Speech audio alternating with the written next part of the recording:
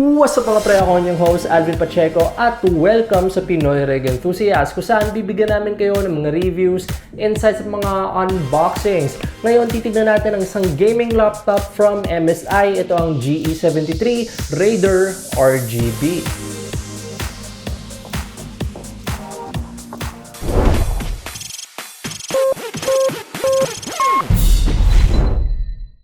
Unahin muna natin sa specs. Meron itong CPU na Intel i7-8750H, isa tong 6-core processor na meron 12 threads. May base clock ito na 2.2 GHz at boost na 4.1 GHz. Sa graphics naman, meron itong NVIDIA GTX 1070 na may 8GB GPU memory. Sa storage, meron itong 256GB M.2 SSD at dyan nakalagay ang OS nyo. Plus, meron din itong 1TB hard drive. And lastly, meron itong dalawang 8GB DDR4 RAM na naka-dual channel. So, meron kayong total of 16GB of RAM na may speed na 2,400 MHz. Ang dimensions naman ng laptop, meron itong width na 16.5 inches at depth na 11.3 inches at height na 1.1 inches. Tignan naman natin ang overall look ng laptop na ito. Unahin natin sa ibabaw. Isa tong brushed aluminum cover na merong RGB LEDs at meron din itong MSI Dragon logo sa gitna. Sa gilid naman makikita natin ang charging port, dalawang USB 3.0 port, isang SD card reader at ang ventilation holes. Sa kabilang gilid naman meron pa ding isang ventilation holes, Ethernet port, HDMI port, mini display port, isang USB 3.0 port, isang USB Type-C port at ang ating audio jacks. Sa likod naman, makikita natin ang dalawa pang vent holes. Sa ilalim, meron din itong ventilation holes at ang ating speaker by Dyna Audio sa magkabilang side ng laptop. Meron din itong 4 na rubber feet para di mag-slip ang laptop nyo. Para buksan ang laptop na ito, kailangan nyo lang ng Phillips screwdriver. Tanggalin nyo lang ang screws at pagkatapos i-pry nyo lang siya dahan-dahan at matatanggal na ang cover nito. Pero take note, pag binuksan nyo ang laptop nyo, mavo-void nito ang warranty. So tignan naman natin kung anong meron sa loob ng laptop na ito. Unahin muna natin sa magkabilang gilid, makikita nyo ang actual speakers ng Dyna Audio. Sa storage naman, dito nyo makikita ang 1TB hard drive nyo at ang 256GB M.2 SSD. Meron pa tong isang slot para sa isa pang M.2 SSD kung gusto nyo pang magdagdag ng storage. Sa taas naman, makikita natin ang dalawa pang RAM slots na may nakalagay na dalawang 8GB DDR4 sticks na may speed na 2,400 MHz. Pwede kayong mag-expand up to 32GB. Sa cooler naman, dito nyo makikita ang cooler boost heat pipes papunta sa CPU at GPU ng laptop. Dito naman ang lithium battery na merong 1.5 hours battery life on full load at 2 hours of charging time. So bumalik tayo sa labas ng laptop. Unahin natin sa webcam. Meron itong 720p 30fps webcam with built-in microphone. Ito ang sample video. What's up mga pre, ako yung host Alvin Pacheco at welcome sa Pinoy Rig Enthusiasts. Sa screen naman, isa tong 17.3 inches 120Hz TN panel na meron 3 millisecond response time. Per viewing angle ay meron itong decent color and contrast at nakikita pa rin ng malinaw ang images. Sa touchpad naman, meron itong matte texture touchpad na may 2 buttons. Sa keyboard naman, isa tong 104 keys RGB backlit keyboard by SteelSeries. Ito ang kanyang Soundtest.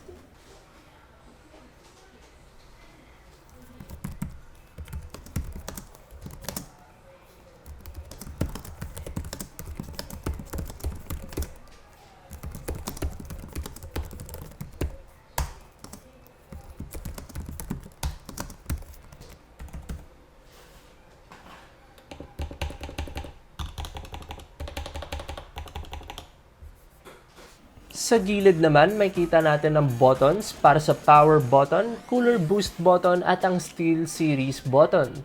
So ipaparinig ko naman sa inyo kung gaano kalakas mag-dissipate ng heat ang cooler boost pag naka-on at kung gaano siya kaingay. Nasa inyo na yan kung gagamitin nyo ang feature na ito.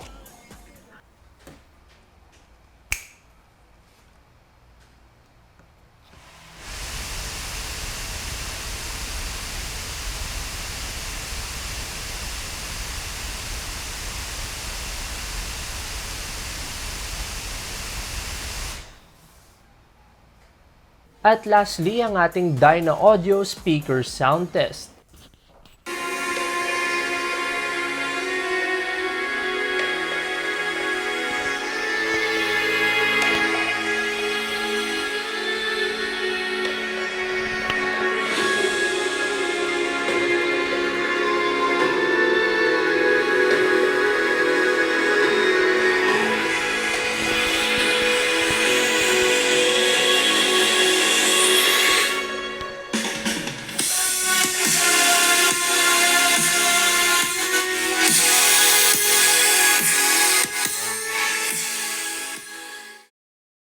So, pumunta na tayo sa benchmark. Unahin natin sa synthetic benchmarks.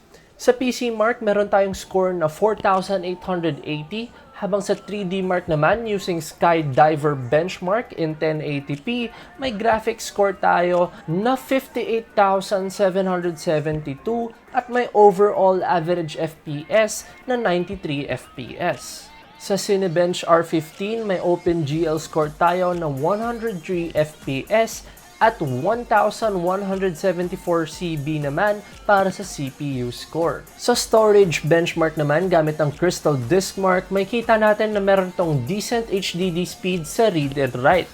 Sa SSD on sequential naman, meron tayong score na 2,800 plus megabytes per second sa read at 1,207 naman sa write speed. Ang 4K scores din ay maganda para sa isang SSD na included sa laptop na ito. So bago tayo pumunta sa gaming benchmark, take note na ang laptop na ito ay may 4 gaming presets, which is ang Eco Mode, Comfort, Sport, at Turbo. Basically, pag di kayo nakasaksak sa isang outlet, nakalock ang ibang presets at Eco Mode lang ang magagamit nyo. Meaning, hindi nyo may-utilize ng maayos ang CPU at GPU nyo dahil nakalimit lang ito. So, lahat ng benchmark ay ginawa sa Turbo Mode preset. Makikita natin na lahat ng games ay nakahit ng above 60 FPS within the highest preset available, ranging from esports titles at AAA games tulad ng Ashes na isang CPU at GPU intensive na game. Tignan naman natin ang temperature nila. Sa CPU, meron tayong 98 degrees Celsius sa max at minimum na 37 degrees Celsius. Sa GPU naman, meron tayong 78 degrees Celsius sa max at 32 degrees Celsius sa minimum. Sa SSD at HDD on normal loads, may temps ito na 40 degrees Celsius at 35 degrees Celsius. So, pumunta na tayo sa pros and cons ng product na ito. Unahin muna natin sa pros. So, unang-unang masasabi ko sa laptop na ito is yung kanyang aesthetics. Alam ko, iba sa inyo, malaking RGB fans. Sobrang cool actually ng laptop na to kasi alam naman natin si MSI, medyo mahilig siya sa edgy at sharp looking design or theme pagdating sa gaming laptops nila. So, meron tong brushed aluminum finish and also meron siyang RGB na backlit sa likod or sa cover ng laptop nyo. Meron rin tong RGB sa kanyang keyboard which is napapalitan nyo at nako-customize kahit anong color na gusto nyo per key. So okay na okay yun kasi nako-customize nyo.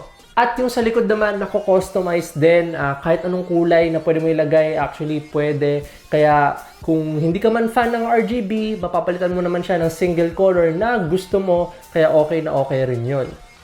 Actually, eye candy nga yung laptop na ito pag ginagamit mo kasi natry ko siya gamitin sa isang public place at ang daming tumitingin sa laptop ko kasi RGB yung cover. So, nagtataka sila paano nangyari yon or di kaya kung anong klaseng gaming laptop yung ginagamit ko. So, pagdating sa aesthetics, agaw tingin sa mata ng mga tao itong laptop na ito. So, okay na okay yon. Pangalawa naman is yung kanyang Dyna Audio speakers. So alam naman natin na lahat ng MSI gaming laptops gumagamit ng Dyna Audio speakers. Yung Dyna Audio, hindi pa rin niya ako fini-fail hanggang ngayon. Ang ganda pa rin ng quality ng speakers ni MSI and also hindi siya sabog kahit sobrang lakas niya. Hindi rin naman siya masyadong bassy. May maririnig ka pa rin treble sa speaker nito. So sobrang balance ng speaker niya, hindi sabog and also okay na okay yung sound quality. Pangatlo naman at ang huling pros ko para sa product na ito is yung kanyang performance pagdating sa gaming. So maaalala nyo, meron tayong 120Hz panel from MSI. Actually, unang tingin ko nga, kala ko IPS to dahil sobrang vibrant at ang ganda ng colors ng screen niya. Pero isa lang tong TN panel na merong 120Hz refresh rate. So, ang ganda ng kulay niya kasi meron siyang software inside the laptop which is tinatawag na MSI True Color. Pwede mong gamitin yung software na yun para iba-ibahin yung calibration ng monitor mo dito sa laptop. So, okay na addition yon from MSI. And also, kung naglalaro ka ng competitive games like CSGO or PUBG, dahil 120Hz siya, so yung mga motion blur nalilesen and also ang ganda ng experience mo pag naglalaro. So speaking of performance, nakakahit rin tayo ng 60 FPS pataas sa mga AAA games na GPU focus at also CPU focus. So kayang-kaya to ng laptop na ito. Pero take note, kung wala kayong power brick or yung charger, medyo mahihirapan kayo kasi bababa yung performance niya. Dahil meron itong gaming gear feature which is ginawa ng MSI na kapag wala kang power brick or charger, magla-lock lang yung laptop nyo sa eco mode, which is pupunta tayo sa unang cons natin. Ang tagal-tagal ko na itong nare-request sa MSI na sana wag nilang i-lock in yung eco mode sa mga laptop nila at hayaan nila yung mga user na gamitin yung turbo mode nito kahit na walang power brick, kahit na maubos agad yung battery nila. Kasi kung hindi nila dala yung power brick or yung charger tas gusto nilang maglaro, malilimit naman sila sa FPS or sa performance ng laptop na ito. Dahil sa eco mode, hindi niya na-utilize ng 100% yung GPU at saka CPU pag nag-game.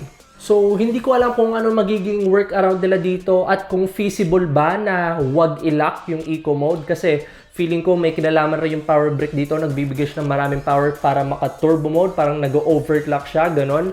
Pero sana gawa nila ng paraan in a software update para sa laptop na ito na sana makakapili ng performance yung gagamit ng laptop kahit na nakasaksak siya or hindi.